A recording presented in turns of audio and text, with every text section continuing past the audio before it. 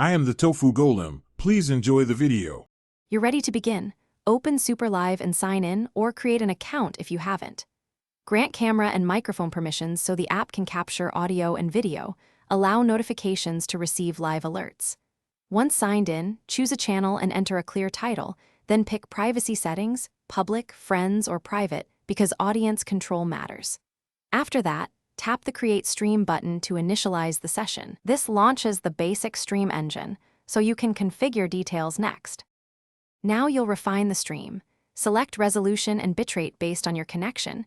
Choose 720p with about 2500 kbps for mobile data, or 1080p on reliable Wi-Fi.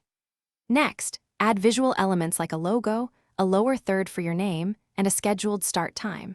Drag to position them and use opacity controls so they don't block content. Once overlays are set, connect any external mic or camera, check audio levels, and run a 10 to 15 second preview to catch syncing or framing issues before going. When you're confident, tap Go Live and start with a brief greeting to anchor viewers. Monitor the stream health meter continuously. Watch CPU, upload percentage, and latency, because drops below 30 FPS or high latency mean you should lower bitrate or resolution immediately. Engage chat and pin important comments to keep interaction high. When finished, use the End Stream button to stop broadcasting cleanly. Then save the recording and review analytics to learn what worked. If you hit errors, restart the app and test network, then reapply settings. Thanks for watching.